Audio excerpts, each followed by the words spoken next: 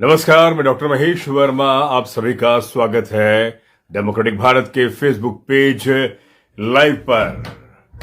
बिल्कुल मेरा आपसे निवेदन है कि आप एक बार फिर हम बात करेंगे सामान्य सीट यानी कि जनरल सीट पर हम क्यों ना चुनाव लड़ें, हम क्यों ना अपनी दावेदारी रखें। ये तमाम सवाल जो हैं आपको झकझोरने चाहिए। आप अपनी ताकत क्यों ना दिखाएं। आप पढ़े लिखे हैं, आप साधन संपन्न हैं, आपने अच्छी नौकरी की है, आप अच्छे व्यापार चलाते हैं, आपने देश दुनिया को देखा है और आप तस्वीर बदल सकते हैं। अगर आप अब भी ये सोचें कि हमारा कुछ नहीं हो सकता, हमें वो वोट नहीं करेगा, सामान्य लोग वोट नहीं करेंगे, जनरल कम्युनिटी वोट नहीं करेगी, या कुछ अन्य जातियां जो पिछड़ी जातियां हैं वो वोट नहीं करेंगी और हमारी फजीयत हो जाएगी, हमारी इज्जत तार तार हो जाएगी अगर हम हार गए तो। यही आपके अंदर डर है ना। ये डर आपको अपने अंदर से निकालना होगा, तब जाकर आप अपने वोटर के पास जाकर उसे मोटिवेट कर पाएंगे।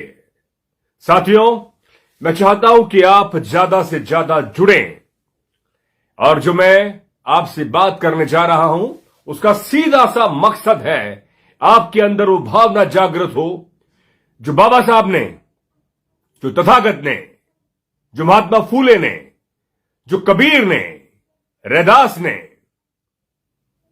पेरियार ने, मान्यवर काशीराम साहब ने, उन असंख्य बहुजन नायकों ने कहा कि आपको अपने वजूद, अपनी इज्जत, अपनी आबरू, अपनी अस्मिता को बचा के रखना है तो आपको डट के मुकाबला करना होगा और मैदान में कूदना होगा। तब जाकर आप सिस्टम को बदलने की बात कह सकते हैं। बाहर से तो सिर्फ और सिर्फ आप शोर मचा सकते हैं कि ऐसा नहीं हो सकता, हमारे साथ अन्याय हो रहा है, हमारे साथ इतनी पीड़ा हो रही है, अत्याचार हो रहा है। लेकिन जब आप सिस्टम में जाते हैं तो आपको पता लगता है कि सिस्टम की पोल कहां पर है। बाहर से सिर्फ आप चीख चिल्लाकर अपनी जो है पीड़ा ही जाहिर कर सकते हैं, लेकिन जब आप सिस्टम में जाते हैं तो आपको खुद एहसास होता है कि हालात बद से बदतर है, लेकिन उसको बदलने के रास्ते भी हैं। ये बदलने का जो रास्ता है, जो बदली हुई तस्वीर है, उसी कवायद में मैं डॉक्टर महेश वर्मा अलवर शहर विधानसभा से जो जनरल सीट है उससे चुनाव लड़ रहा हूं। आपका सहयोग चाहिए। और कई लोग आलोचक हैं जो शुरुआत में ही हारे हुए हैं, डरे हुए हैं, सहमे हुए हैं, न जाने उनकी कैसे नौकरी लग गई। मुझे लगता है कि क्या उनके रोटी भी कोई और दूसरा खिलाता होगा। ये बड़ा सवाल यह है। मेरा उन सभी से कहना है कि आप अपने उन महापुरुषों के उन गाथाओं को पढ़ें जिन्होंने इतना महान जो कार्य किया। शून्य से शुरुआत उनकी हुई थी, शून्य से, यानी कि उनके पास कुछ नहीं था, लेकिन आज इतिहास में स्वर्ण अक्षरों में स्वर्ण हस्ताक्षर उनके नाम से हम करते हैं। आप सोचें समझें कि अगर शायद वो लोग नहीं कर पाते तो हम इन रास्तों पर खड़े नहीं हो पाते, या अपना वजूद नहीं बना पाते, या अपनी आवाज को बुलंद नहीं कर पाते। संवैधानिक अधिकार आपको मिला है, लेकिन क्या संविधान के अधिकार का इंप्लीमेंट हो रहा है? सवाल यही तो है। हम जब ये मुहिम लेकर चले कि अलवर नहीं, पूरे भारत के तमाम विधानसभाओं में, तमाम लोकसभाओं में, तमाम वार्डों में, तमाम पंचायतों में जनरल सीट से चुनाव लड़ा जाए। विजय जाजूरिया कहते हैं जय भीम। तो मैं ये कह रहा हूं कि इस मुहिम को आगे बढ़ाएं और अपने अंदर सवाल पूछें कि एक महेश वर्मा क्यों? हजारों की संख्या में लोग बाहर निकले और कहें कि हां, हम ऐसे में नुमाइंदगी करेंगे। महेश वर्मा को अनुसूचित जाति वर्ग ने खड़ा किया है। ये मैं शुरुआत में, ये मेरी वो उम्मीद ही नहीं थी कि मैं चुनाव लड़ूं। मैं अपनी पत्रकारिता बड़े तो आराम से कर रहा था, बड़े शिद्दत से कर रहा था और आगे भी मेरी पत्रकारिता जारी रहेगी। लेकिन सवाल यह है कि जो हमारा वोटर है, जनता है, नागरिक है, उसमें एहसास हो कि जनरल सीट से चुनाव क्यों ना लड़ा जाए। जब आपकी तादाद सबसे ज्यादा है और आप पढ़े लिखे हो, साधन संपन्न भी आप हो रहे हो, मानते हैं कि जाति की स्वीकार्यता सामाजिक स्थिति में नहीं है, आपको जाति सूचक शब्दों से नवाजा जाता है या गाली दी जाती है या आपके साथ तिरस्कार किया जाता है, वो हम जानते हैं, आप जानते हैं और ये जमाना जानता है। लेकिन उनसे तब लड़ा जा सकता है कि जब तक आपके पास सत्ता होगी या सत्ता के केंद्र बिंदु में अगर आप होंगे, तब आप सिस्टम से अपना काम करवाएंगे। इस सिस्टम से काम करवाने के लिए डॉक्टर महेश वर्मा, जो डेमोक्रेटिक भारत मीडिया ग्रुप चलाता है, मीडिया चैनल चलाता हूं, ये तमाम सवाल आपके अंदर से सुते निकलने चाहिए कि कब तक हम बेचारगी, कब तक हम निराशा की जिंदगी जिएंगे, कब तक गुलामी की जिंदगी जिएंगे। गुलामी यह नहीं कि आपके हाथों में बेड़ियां हैं या गले में बेड़ियां डाल दी हैं। गुलामी यानी कि आपकी मानसिकता में कि हो नहीं सकता, ये जो विजन है या जो विचार है बिल्कुल बेकार है, ऐसा हो ही नहीं सकता। आपको शायद याद होगा, आज से 70, 75, 50 साल पहले हमारे गांव के अंदर टूटी झोपड़ियां थी, टूटे छान थे, शहरों में गिने चुने मकान थे। लेकिन जब शिक्षा का अधिकार हमें मिला तो आज तस्वीर बदल गई है। जब मीडिया में मेरे जैसे पत्रकार सामने आए तो तस्वीर बदल रहे हैं। दलित का जो डिस्कोर्स है, अनुसूचित जाति का जो डिस्कोर्स है, आदिवासी समाज का जो डिस्कोर्स है, पिछड़े समाज का जो डिस्कोर्स है, माइनॉरिटी का जो डिस्कोर्स है, वो सामने आ रहा है और वो अपनी आवाज को बुलंद कर रहा है। उसी आवाज को बुलंद करने के लिए मैं अनुसूचित जाति वर्ग की ओर से नुमाइंदगी कर रहा हूं। समस्त जाति बिरादरियों से मैं किसी भी तरह का कोई हमारा विद्वेष नहीं है, सबका सम्मान करते हैं। हम चाहते हैं कि वो भी हमारा सम्मान करें, वो भी हमारी बात को सुने। हर बार आप विधायक बन रहे हैं, इस बार आप हमें मौका दीजिए। हम तो आपको वोट करते ही थे, हमारी वोट की शायद आप गिनती भी नहीं करते थे। उन्हें लगता था कि बड़ी आसानी से ये वोट ऐसे ही वोट मिल जाएगा। लेकिन नहीं बाबूजी, अब तस्वीर बदल रही है। अब लोग पढ़े लिखे हैं, ऑक्सफोर्ड में, हार्वर्ड में, कैम्ब्रिज में, डीयू में, जामिया में, जेएनयू में, राजस्थान विश्वविद्यालय में, मोहनलाल सुखाड़िया में, या तमाम बड़ी बड़ी विश्वविद्यालयों के अंदर लोग पढ़कर आ रहे हैं। प्रोफेसर बन रहे हैं, इंजीनियर बन रहे हैं, डॉक्टर बन रहे हैं, पत्रकार बन रहे हैं, राइटर बन रहे हैं, कलाकार बन रहे हैं, खिलाड़ी बन रहे हैं, थिंकर बन रहे हैं और उसी में से बड़े वक्ता, प्रवक्ता और साथ साथ नेता भी बन रहे हैं। तो मेरा सवाल उन लोगों से है जो साधन संपन्न है, पढ़े लिखे हैं, जो 10 से 5 की नौकरी कर रहे हैं। वो अब समय निकालें, विचार करें, चिंतन करें, मनन करें कि तस्वीर बदलनी चाहिए और आपके हक और अधिकार की लड़ाई है। मुझे याद है और मैं अक्सर सोचता हूं कि मैं जब हमारे बहुजन नायकों की गाथाओं को पढ़ता हूं तो मैं सो नहीं पाता हूं। सोचता हूं कि ये जिंदगी की शाम कहीं यूं नहीं ढल जाए। कुछ करना है, कुछ गुजरना है, कुछ ऐसा मुकाम हासिल करके जाएं जो हमारी आने वाली जो पीढ़ियां हैं, जो हमारी आज की पीढ़ियां हैं, वो सोचेंगी, विचार करेंगी, मनन करेंगी कि हमारे बुजुर्गों ने कुछ ऐसा मुकाम हासिल किया जिनके मुकाम की इस धरती पर आज हम खिलखिलाकर और बड़े गौरव से, बड़े गर्व से आज हम जी रहे हैं और काम कर रहे हैं सबके साथ मिलकर। हमारा किसी भी जाति से, धर्म से विद्वेष नहीं है। हमारा विद्वेष है तो उन विचारिक, तथाकथित, जो आडंबरी है, पाखंडी है, असमानता है, जो संविधान को नहीं मानते, इस देश की जो खुशबू है, गंगा जमनी तहजीब है, उसको नहीं मानते, जो सिर्फ एक विचार को पैदा करना चाहते हैं।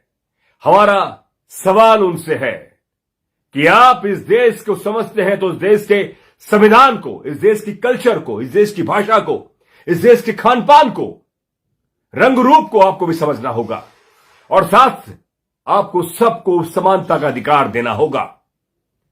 दलित समाज की जो बस्तियां हैं शहरों में, आप जाकर देखेंगे तो वहां पर जो विकास का जो मॉडल है वो बहुत कम वहां पर काम हुआ है। लेकिन आप वहीं दूसरी तरफ दूसरी तस्वीर देखेंगे जहां सवर्ण कम्युनिटी रहती है। सामाजिक दृष्टि से जो बड़ी जातियां हैं, मैं किसी भी जाति को बड़ी और छोटी नहीं समझता, लेकिन जो सामाजिक दृष्टि से बनाया हुआ है, उनके मोहल्लों को और उनकी कॉलोनियों को देखेंगे तो तस्वीर बिल्कुल अलग है।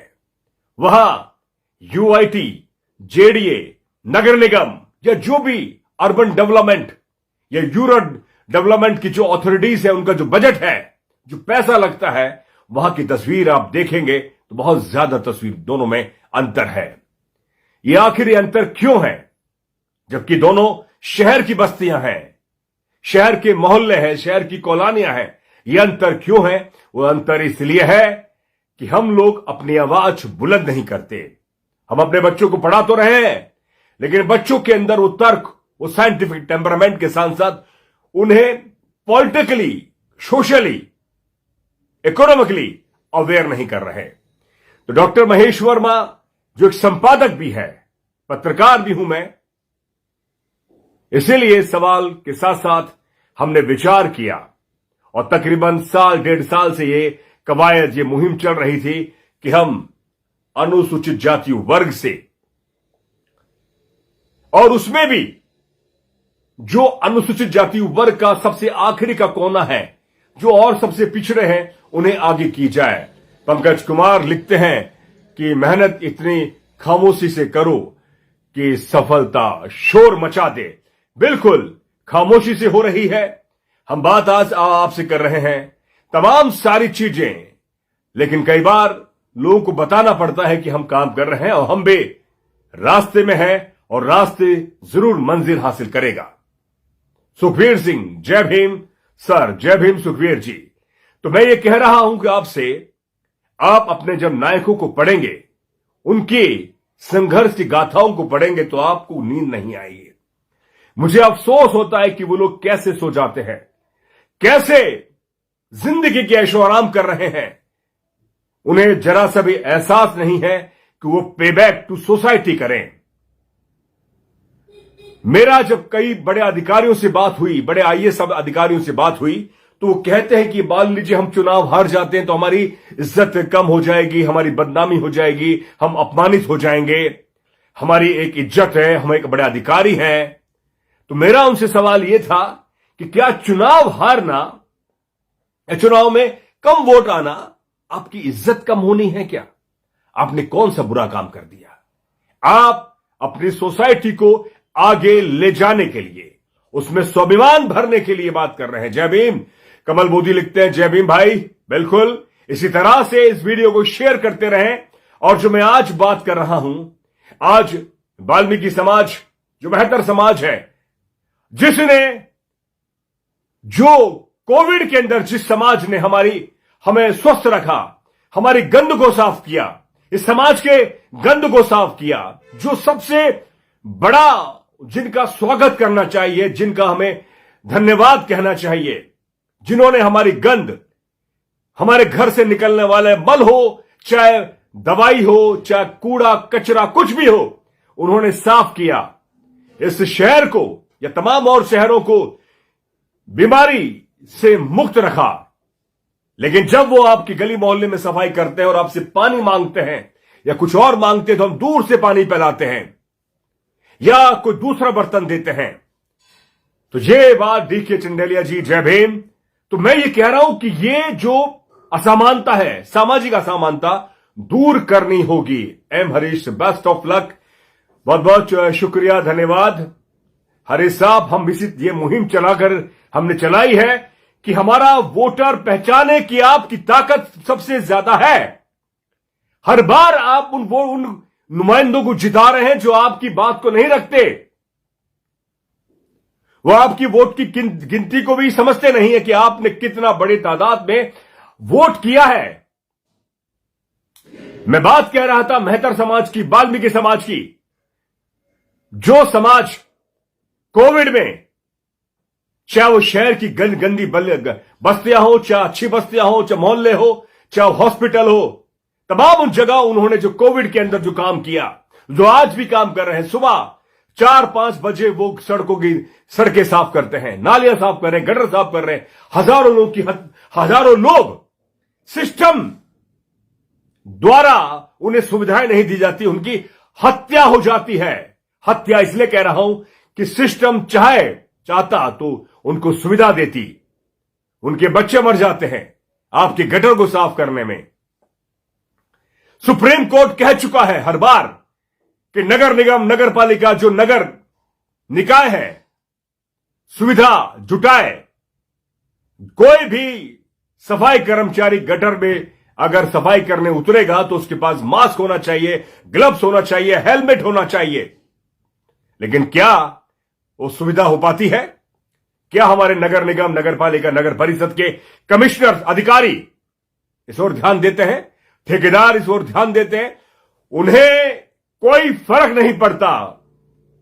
वो सोचते हैं कि विधान ने, सामाजिक स्थिति, समाज ने उन्हें ऐसा ही बनाया है गंद साफ करने के लिए। मैं जब पत्रकार अपने ईटीवी में था जयपुर में, मैंने अपने हाथों से गटर से मेहतर समाज के सफाई कर्मियों को गटर से हाथ से निकाला है, उनकी लाश को निकाला है। भिवाड़ी में जब मैं D9 चैनल में था, राजस्थान गौरव में था, अपने हाथ से फैक्ट्री के कुंड में मेहतर समाज के लोग मर गए थे, उन्हें हाथ से निकाला है और उनके लिए मुहिम चलाई थी आर्थिक मदद के लिए। संदीप धायमा जो पिछली बार चुनाव लड़े थे, तीसरे नंबर पे बीजेपी के आए थे, शायद उन्हें याद नहीं होगा, ये बात 2010-11 की है।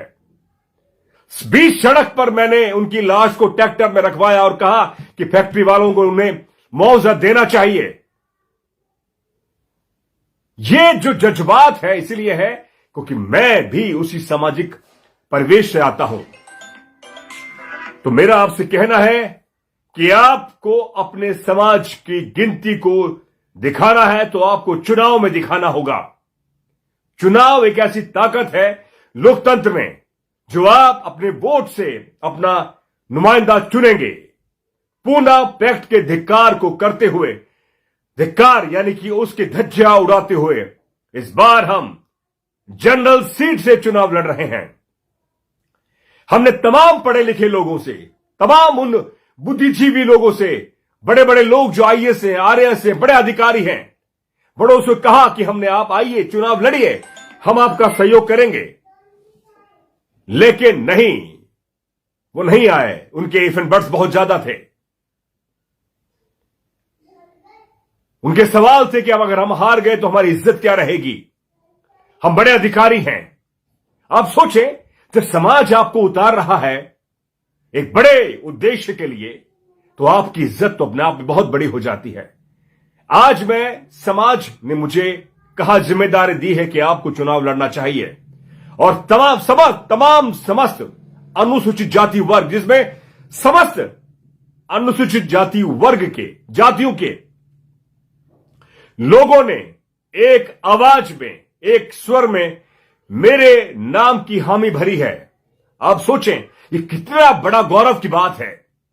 मैं उन तमाम सभी समाज के, जातियों के तमाम लोगों का मैं धन्यवाद देता हूं, क्योंकि ये जो धन्यवाद है वो एक ऐसा जिम्मेदारी का एहसास कराता है कि मुझे उनकी भावनाओं की कद्र करनी होगी। डीसी बैरवा जी जय भीम लिखते हैं।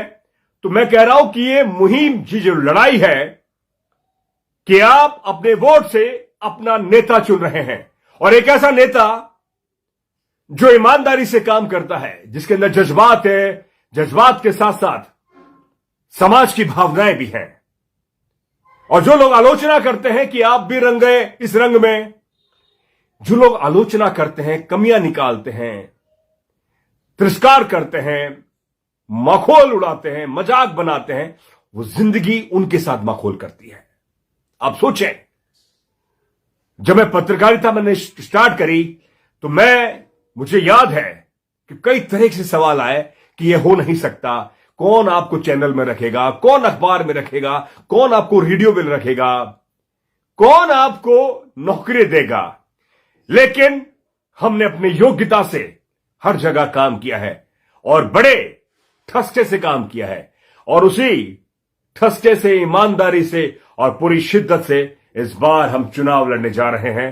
साथियों, मेरा आप सभी से निवेदन है कि आप अपने वोट की ताकत को पहचानें कि आपका जो वोट है वो तस्वीर बदल सकता है जनरल सीट से, क्योंकि आपके सबसे ज्यादा अलवर में लगभग 80,000 वोट हैं।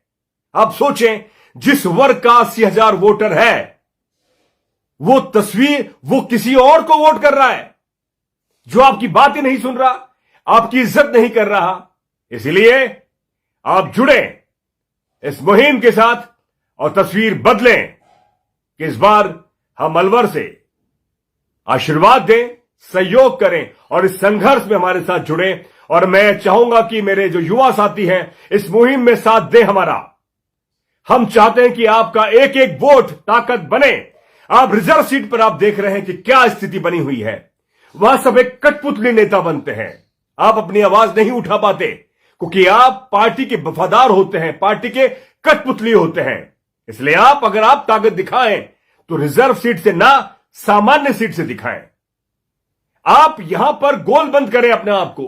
पिछड़े समाज से आप अपना वोट की बात कहें, आप सामान्य समाज से भी कहें, आप एसटी समाज से भी कहें, आदिवासी समाज से भी कहें और माइनॉरिटी समाज से भी कहें, वर्ग से कहें कि भाई हर बार हमने आपको वोट किया, इस बार आप हमें भी जिम्मेदारी दो। हम भी पढ़े लिखे हैं, हमें भी हिंदी अंग्रेजी आती है, दुनिया की तमाम किताबें हमने पढ़ी है, हम भी पीएचडी हैं, हम भी डॉक्टरेट हैं, हम भी देश दुनिया की खबरें रखते हैं, हम भी जानते हैं कि सिस्टम में कैसे काम होता है।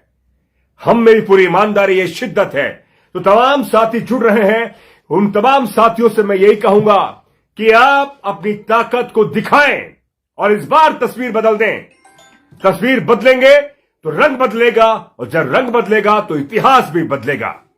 साथियों, मैं चाहूंगा कि आप इस बार अलवर जनरल सीट से, अनुसूचित जाति वर्ग से मैं आता हूं, इस बार आप तस्वीर बदलें और अपना वोट दें और हमारे मुहिम के साथ जुड़ें और सहयोग करें। कुछ ऐसी रणनीति बनाएं कि हम जगह जगह जाकर लोगों का सहयोग मांगे, उनका आशीर्वाद मांगे। उनके जो सवाल हैं कि आखिर उनके काम क्यों नहीं हो पाए, कौन से ऐसे काम थे, कौन सी ऐसी योजनाएं थी, क्यों आखिर वो पिछड़े हुए हैं, और सीधा सवाल पूछें। उन सवालों को सीधा हम अपने डेमोक्रेटिक भारत पर, अपने पेज पर, अपने सोशल मीडिया के हैंडल पर और अपनी मुहिम पर उठाएंगे। तो बहुत बहुत शुक्रिया। जय भीम साथियों, आपका सहयोग इसी तरह से बना रहे और ये सफलता जरूर मिलेगी। हम लड़ेंगे और जीतेंगे। जय भीम। और team Alwar city doctor Mahesh Verma के साथ आप जुड़ें और इस हैशटैग को याद रखें, team Alwar city doctor Mahesh Verma. हम लड़ेंगे और जीतेंगे। जय भीम, जय संविधान, जय भारत। शुक्रिया, धन्यवाद।